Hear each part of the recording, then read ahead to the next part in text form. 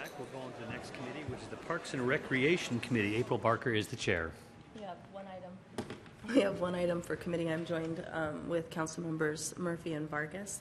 This is in regards to the community park at Cordata Master Plan adoption. This has come to us once before, and we gave some suggestions on things that we'd like to see. And I see that you're back, so I imagine you have answers to those. I'll pass it over to Leslie first. Yes, thank you. Leslie Bryson, Director of Parks and Recreation. And with me today is Nicole Oliver, our Development Manager. And as April mentioned, we were here on July 10th asking you to approve the master plan for Cordata Community Park. There were some concerns about the park layout, including parking, having more activity along the street frontage, and also to make sure that we were going to include a spray park. So since that time, we did an analysis of the park layout. We're very constrained on this site, as you know, because of wetlands and wetland buffers, and looked at rearranging the furniture. We met with planning staff, including Director Rick Sepler, and looked at how we might move things around, and then went back to the Cordata Design Review Committee.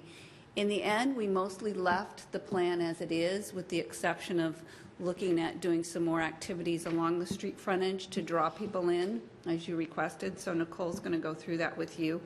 And when we went back to the Cordata Design Review Committee on August 24th, they approved the master plan with conditions that we come back later with a landscape plan and lighting design and some other more specific designs. So Nicole will walk you through the plan. Good afternoon, Council. Nicole Oliver, Parks Development Manager.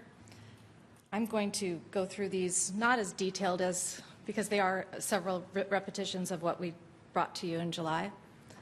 The park location is between Stewart and Horton Road, east of Cordata. It's a beautiful open space with forested on one end, rolling character. We are just initiating the process to obtain that centerpiece owned by the Cordata Business Park. We're going to do a phase 1 environmental on it. We are working with the adjacent property owner, mainly RJ Group, who's planning a big mixed residential down to the south, a commercial to the south along Cordata, and is also in planning for an industrial parcel to the north. So we are making sure that our transportation and stormwater, we're sharing some of this. We're kind of co-developers under this development agreement, and all these things are kind of moving forward together. So some of the main design considerations of this park was to really create inviting spaces that invited you into the space. Cordata Parkway is lined with 2 sets of trees, and it was designed as a kind of a thoroughfare, and we're going to be opening up that tree line with some gateways for the pedestrian environment, and that's where we're going to use our 1% for the art, is at those pedestrian gateways. We have a big balancing act between trying to get some really high quality amenities in this area with the way that the site is constrained by wetlands. We also have a lot of design guidelines and of the Cordata neighborhood, as well as the regulations, critical areas ordinance, and crime prevention and keeping the views, and just trying to have a really unique destination park for this area. This is a list of all of the public meetings to date, including one actually this week with the Arts Commission to launch the plan for the 1% call for art. I think the design contract has been signed, so we are moving straight into design. This is a slide to remind you of all the wetlands. The dark green is wetland. The light green is buffer. The ivory shade is the only unencumbered part of the site, and that's where we've concentrated the park development. So we went back to at your direction and looked again at the Design Review Committee's request to think about changing the layout and moving the parking, the one set of parking away from the street, and how to activate this street. Cordata really wants to move away from the more suburban style of development and have things much more close to the street like we do with planning, and put the buildings up there and put the parking in the back. But this is a little different when you have a park and given the wetlands. So we did a pretty significant bunch of analysis, which I think was a good exercise for us and for everyone involved. We met with planning staff, and we really examined what our options were and what the differences would be were we to move things around. And it would have been more impact to the wetlands by moving the parking around on the north node. And then you'd have parking along one side of your activity instead of having the park on three sides. So we really felt like the environment is going to be an oasis, and kind of sheltering the amenities from the street makes it safer for the playground and the people who are enjoying the park. So we did that, and I just wanted to show you a schematic. I don't know if people really realize how big this site is, but it takes about 5 minutes just to walk by it.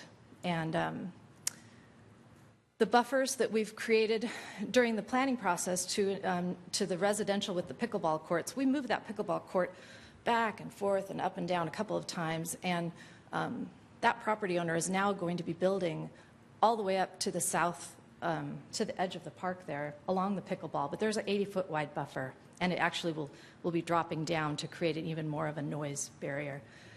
We need to pay for access, the access off of Cordata there, so we want a nice short driveway because that's cheaper.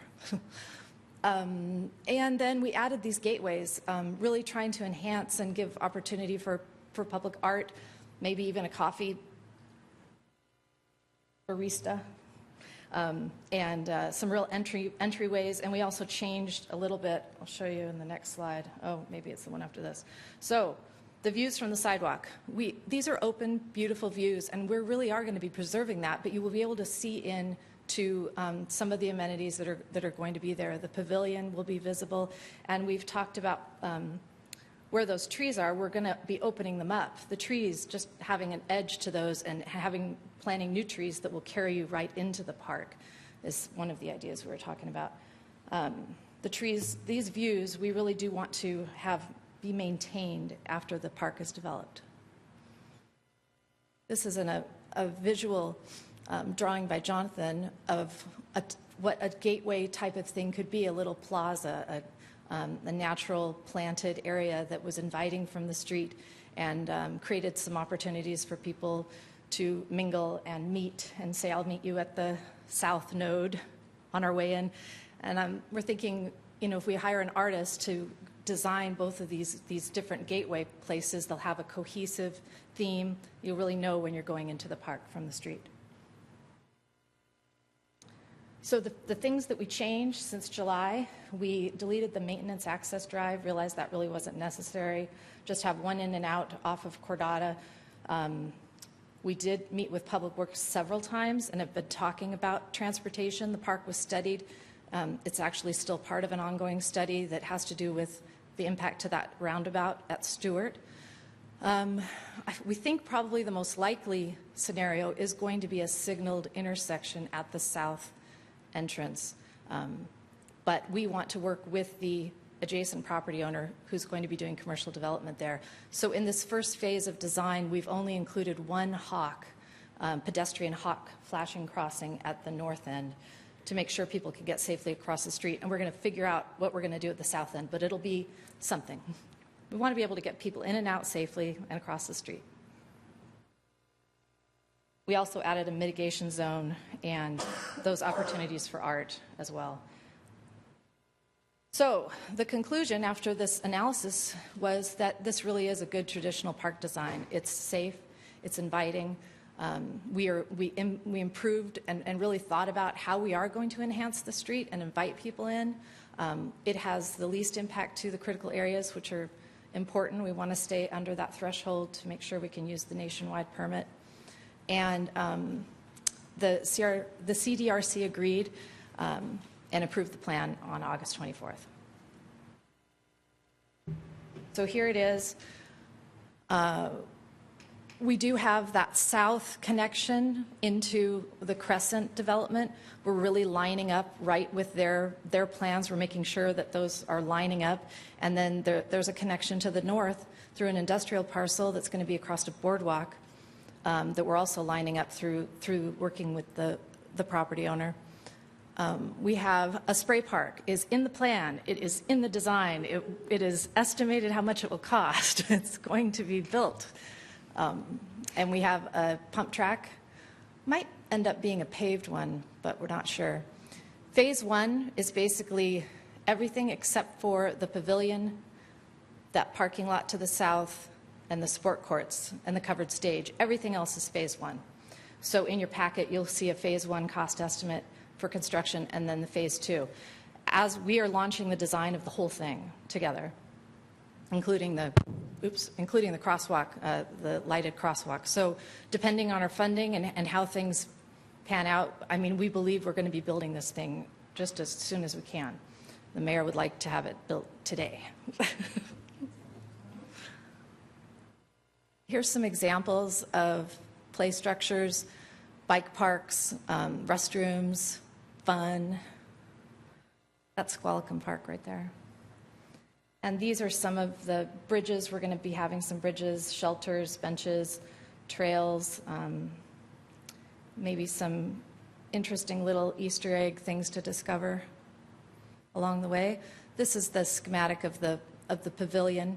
It will be a really nice space for the community to use, sustainably designed. Here's some other examples: spray park, parkour, which is that leaping around off of cement walls, and then some adult exercise mixed in to the plan. Not exactly sure how that's, then we're going to let the designer come up with some ideas for that. And there's those pickleball courts, very popular, basketball, and a nice covered stage for larger outdoor gatherings.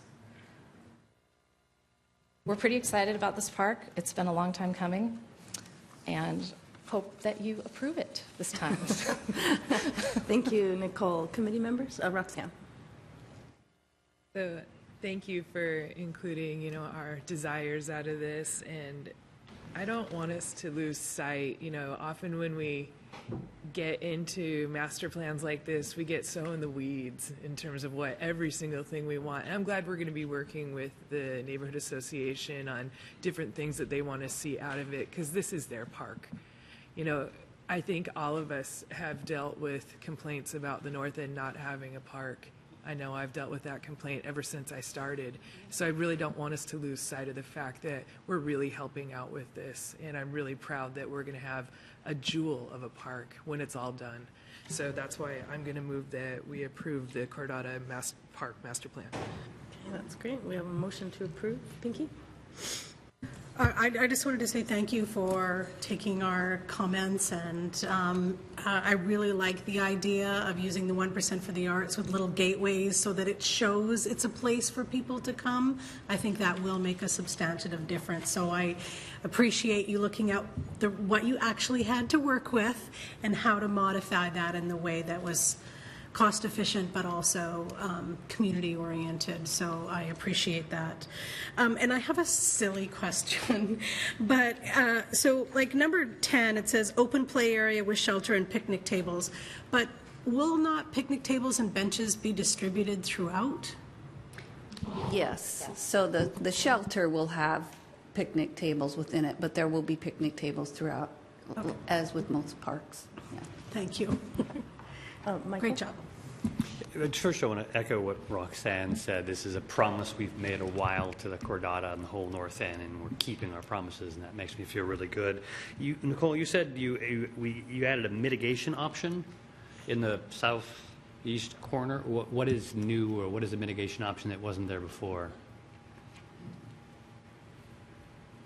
Hi, I'm Jonathan, Parks and Recreation Landscape Architect. In the previous iteration, I didn't show you the most likely zone for wetland and wetland buffer mitigation, and so I figured that you might appreciate seeing where that would be located so you could also see how we'd like to preserve the openness of the site.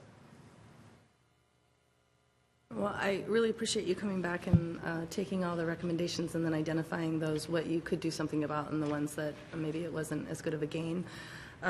Really appreciative that you went back to the Cordata Design Review Committee. As a council, we like to be very respectful of all the other processes, and it's really important that they feel like their voice is heard, and I think now that we have a recommendation from them, I feel a lot more comfortable following through with this recommendation.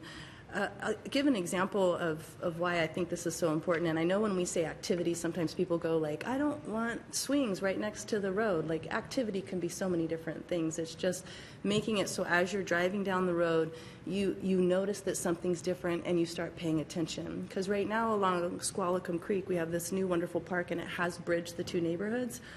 But as a parent, it seems more dangerous now for my kid to try to cross that. Even though there's a hawk there, it's pretty much as you're going by, you see big giant parking lot.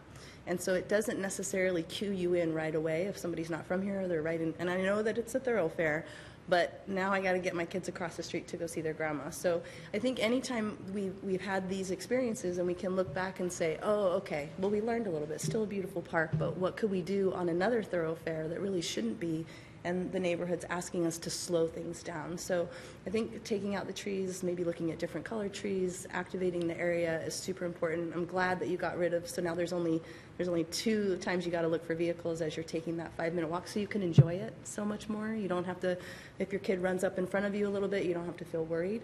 I'm really glad that in that design part, it's still staying a little open, so that as you start talking with community members and parents and young children, I know we passed on some names, that you can really take into consideration what they're saying.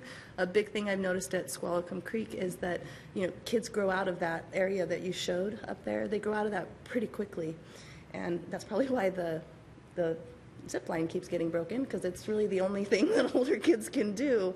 And so as a parent, especially if you maybe have 10 years in between kids, you know, you don't want to have one here and then be running all the way over to the other park, and now I'm going to go exercise over here. I think we're learning that we have either purposely or not purposely segregated our communities, and this park is an opportunity to bring all people together and let them play and exercise together. So I hope that you'll look at all those things in a very different lens and think, like, how can we get our seniors playing with our young children?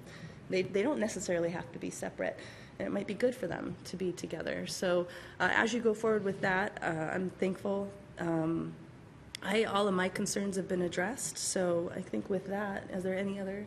Okay, well, we'll bring this forward with a recommendation to approve. Oh, we're going to vote, yeah. All those in favor? Aye. We'll bring that forward with approval. Thank you. And with that, end of committee. Thank you. Okay, thank